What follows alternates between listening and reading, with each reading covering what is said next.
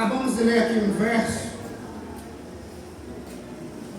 do livro de Lamentações do profeta Jeremias,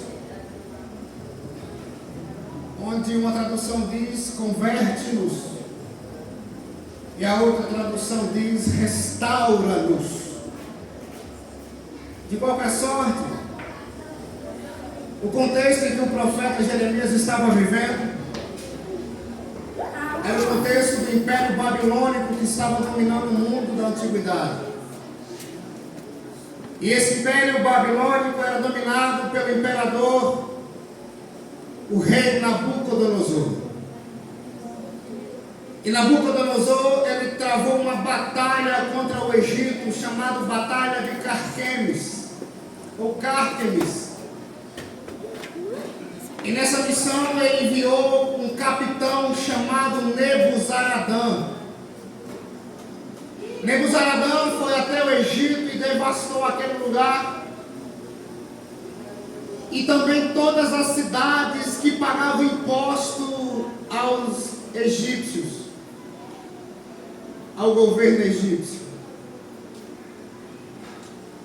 E de quebra, Nebuzaradã dá uma passada em Israel, na cidade de Jerusalém.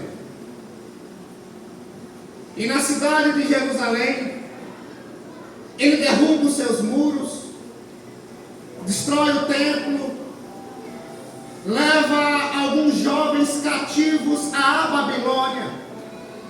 E alguns desses jovens vocês mesmos já ouviram falar. Pelo menos 4 vocês conhecem: Daniel, Misael, Ananias e Azarias. Quando eles foram levados cativos à Babilônia, eles tiveram seus nomes mudados para Beltesazar, Sadraque, Mesaque e Abidnego. Vocês conhecem a história de Daniel, que esteve na cova dos leões, e de Sadraque, Mesaque e Abidnego, que esteve na fornalha ardente. É certo que eles eram contemporâneos do profeta Jeremias.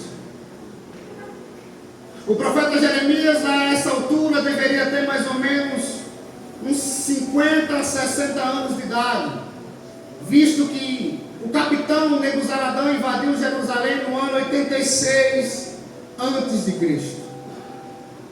E quando ele fez toda essa devastação, viu os seus jovens serem levados, jovens de aproximadamente 17, 18 anos.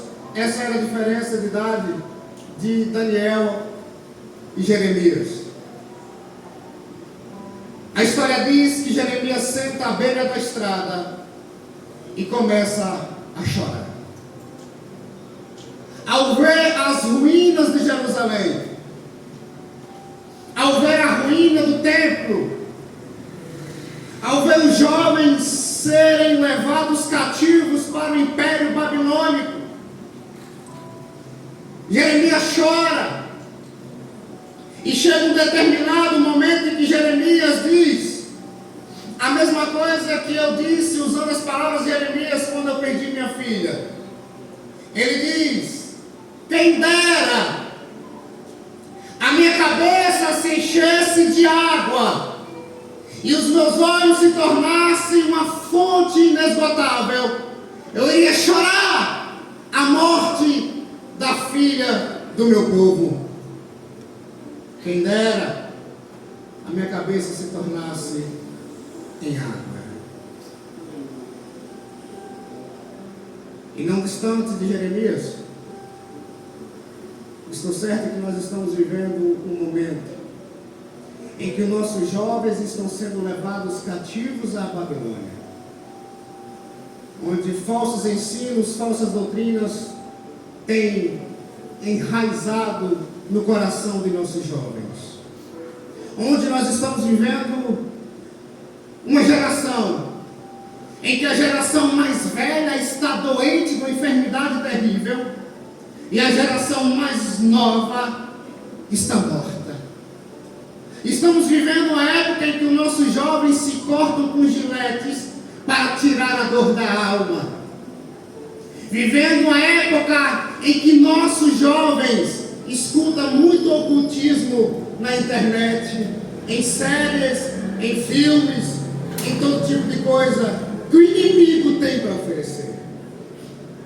E a única coisa que pode acontecer é Deus levantar pelo menos um Jeremias para sentar à beira da estrada e pedir a Deus: quem dera a minha cabeça se tornasse em águas e os meus olhos se tornassem fonte de lágrimas para chorar dia e noite pelo meu povo. Será se vai levantar alguém nessa geração, nessa virada de ano, para chorar, para derramar lágrimas? O profeta Jeremias tem um versículo que chama a atenção. Capítulo 3, versículo 21. Ele faz algo que a irmã Nina fez aqui nessa noite. Ele buscou na sua memória alguma coisa para se alegrar e ter esperança. O irmão Zezinho aqui nessa noite falou de experiências espirituais que o seu pai teve no passado. Versículo 21, capítulo 3, o profeta Jeremias diz: disto me recordarei no meu coração, por isso tenho esperança.